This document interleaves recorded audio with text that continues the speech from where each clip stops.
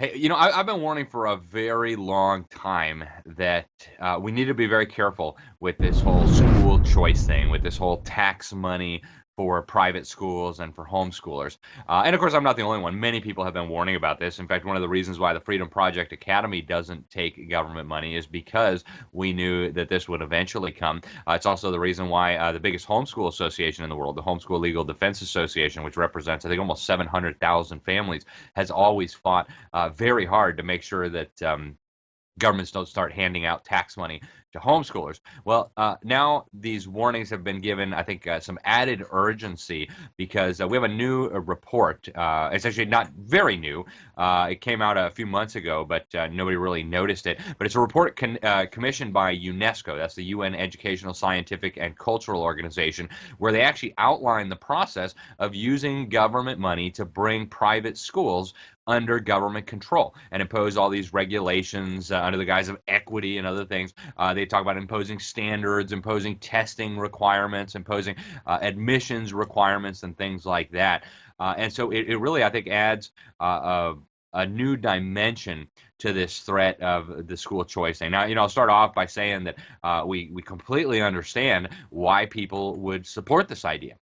The public schools are, of course, a disaster. Everybody knows it. Nobody wants their kids in there. And it's certainly unfair that we as taxpayers have to pay huge amounts of property taxes and whatever other taxes go to support this failed, bloated government indoctrination system. And then that we have to pay again to educate our own children, whether that be through homeschooling or through a private Christian school. I understand, okay? I get it. As a homeschool dad with 5 kids, it kills me to pay more money in taxes to brainwash other people's children than I pay to give my own children a wonderful world-class education that has them head and shoulders above their peers of similar ages who are stuck in the government's brainwash camp. So I get it.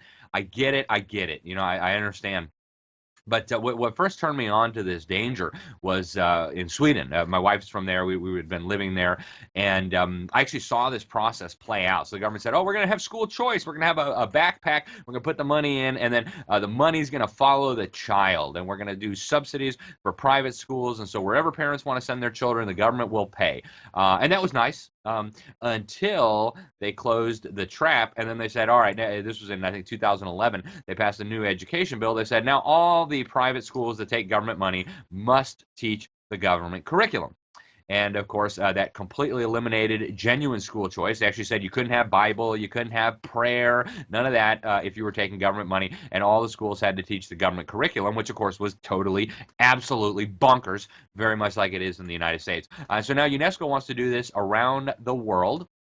This report was commissioned by UNESCO for the Global Education Monitoring Report. And they talk about, and I'm quoting here from the report, the alleged need to establish appropriate governance and regulatory frameworks for private schools. That way they can achieve these goals like equity. So the report is called Regulating Public-Private Partnerships Governing Non-State Schools, an Equity Perspective. And actually it was Lisa Logan, she did a Substack that turned me on to this report, and I read it on the airplane. And folks, this is incredibly alarming. Okay, here's some more quotes from the report.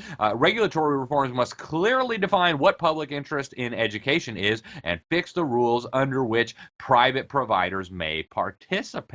And they also start, folks, just for your information, they start with this crazy premise that government is responsible for education, not parents. They point to the UN Sustainable Development Goals, subject for another day. They call it the Master Plan for Humanity. And they say that the state remains the duty bearer of public education as a public good. And they say that any collaboration with the private sector on this, and I'm quoting here, requires regulatory and accountability measures to ensure it is in line with the principle of education as a public good. Now, I taught economics for almost 12 years at the Freedom Project Academy, and I taught the students what a public good is. A public good is something that's non-rival and non-excludable, like a lighthouse. Right? You can't exclude people from using the light from the lighthouse if they don't pay, and it's non-rival, right? You could have 1 ship or 100 ships using the light from the lighthouse. It's not something like a hamburger that once you consume it, nobody else can consume it, right? Obviously, education is not a public good under the legitimate definition that economists use, and yet the UN is acting like it is. Of course, it's not. And so, folks, as you read this, realize they think public education is a right of all children. Parents really have no role. In fact, they describe parents in this document as stakeholders and vested interest to be overcome. Okay, I'm not kidding. You can read the thing yourself. And so it is very, very dangerous, folks. They go on to say that they call them public-private partnerships. Basically, just think Nazism, fascism, right? Where you can have a private company, it just has to do what the government says. But they say these PPPs, public-private partnerships, are going to be the mechanism, and they say they are not exempt from complying with centrally defined curricula, learning standards, or student admissions criteria, among other public regulations.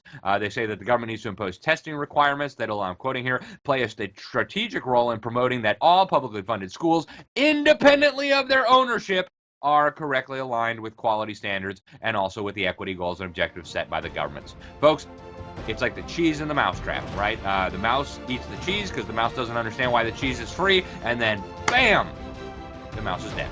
Folks, this will destroy school choice. Be aware.